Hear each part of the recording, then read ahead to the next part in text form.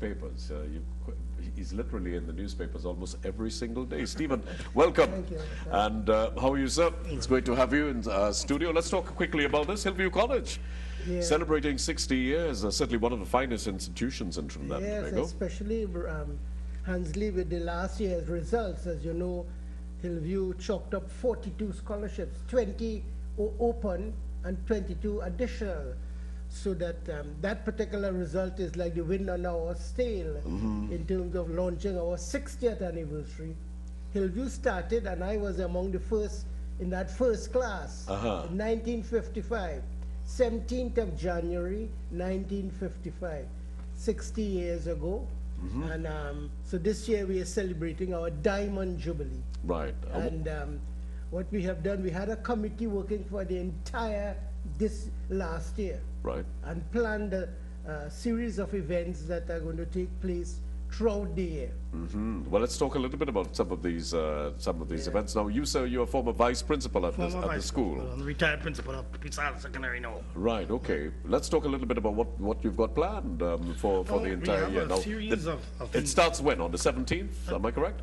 Well, on the 10th. On the 10th, okay, great. If you could run into that for me. On the 10th, we have the Old Boys Annual Dinner and Awards function entitled Reflections at Hillview College, and the seal of memorabilia as polo shirts and these things that we have around here. And then we have the formal unveiling of the logo and official release of the program of events for the year. And on we have a live morning program both today and throughout the week, this week. And what have you got on today? This program. Oh, okay, so this is basically anything happening at the school after this? This, of course, is the first day of school. On the 17th of January, then we have the exact birthday of the school. Right. So we have a church service, Thanksgiving service. This is at Armalaya? At Armalaya. Right, okay.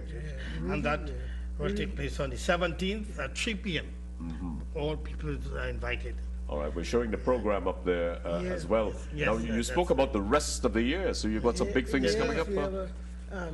But what we need to mention, that is on the 17th, which is the exact 60th birthday, we're having it at Aramalia. The reason for that, as you know, the school started on the compound of Aramalia in 1955, number one, and number two, the Aramalia church elders were the real people instrumental in getting the Presbyterian church to start this secondary school for boys, because you know at that time you had QRC and St. Mary's in Port of Spain and St. George's College. By 1950 we had St. Augustine Girls High School, but therefore it meant that all the boys didn't have access to secondary school. So that is why at Aramalia we're having this service. They're going to lay a plaque for the 60th anniversary, and we want to, it's almost that is, we want to build a shrine at what we call Sheriff Street there, because you know, as the school has succeeded, that ground is holy ground for us. That's a honeymoon ground, is it? No. Which ground? Oh, the ground itself, because I know honeymoon ground is actually next door. Am I correct? The present site. Right. But the original site was next to the Armalaya Presbyterian Church. Okay, is that building still existing, or was it torn down? It's broken down, but the mission house, the Canadian mission house, is still there. It's renovated.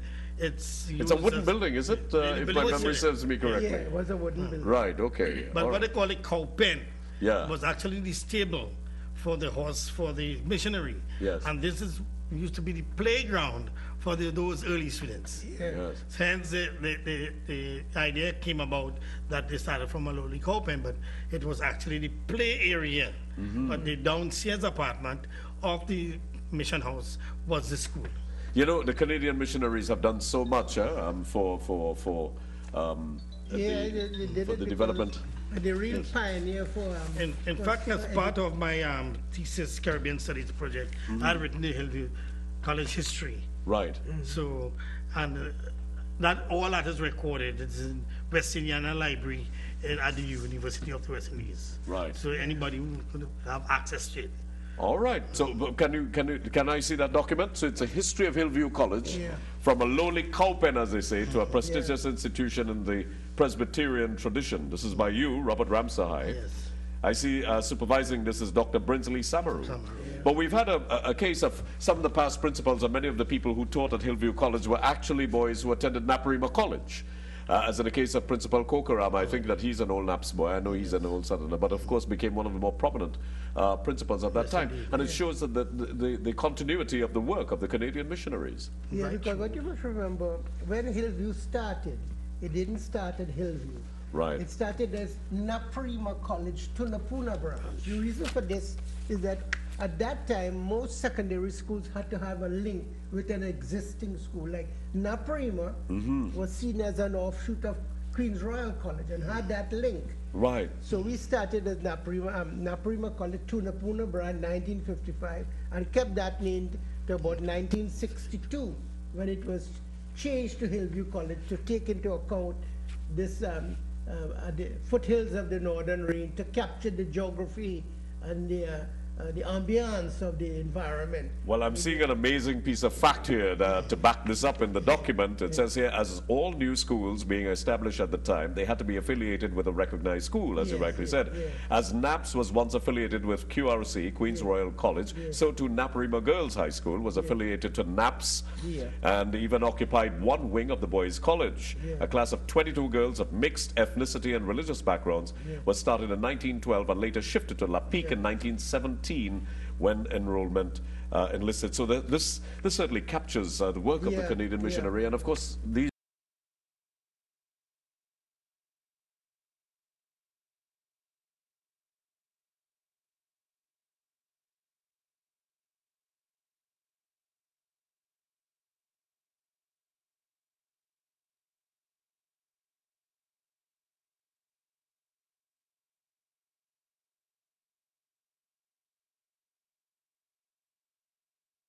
hand in hand with evangelization was a system of education. They start with primary school. Yes. So that's why I have the Irish school in Princeton where the actual mission germinated. Right. Right.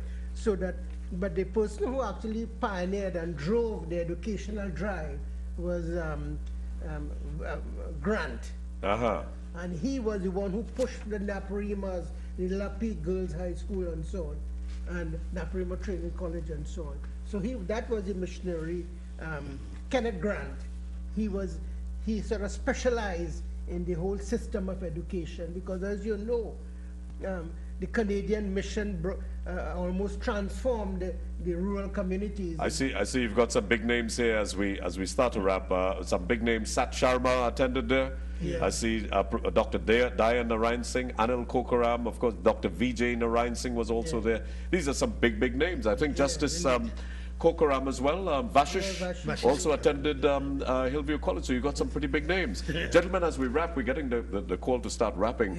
Just give them a quick reminder about what's taking place over this period in time here. I'm going to give you about 20 seconds to do so. We said on the 17th we're having the church service. On the 19th we have Founders Day because it is the first working day of the school term for the students, because the original one was on Saturday. So the Monday we have the Founders Day program for the students and the entire educational community. But on the 17th we have in the church service open to everyone. Right. And then we have several other programs of essay competitions. And as you get closer, of course, I want to invite you back on. We must say on the 19th, the Minister of Education, Dr. Gopi Singh, is going to be there to deliver the feature address. And he's going to turn this out because the government is undertaking a huge expansion so that the Hillview brand can be accessible by more students. All right. You know, that's the brand today, the Hillview brand, in terms of performance and so on. Well, I want to thank you. I want to thank you all, and please come back and give me an idea of your itinerary over the period in time. Well, folks, that's it for the show. Thank you ever so much for viewing the sunrise, and of course, we'll see you tomorrow. Once again, be safe out there.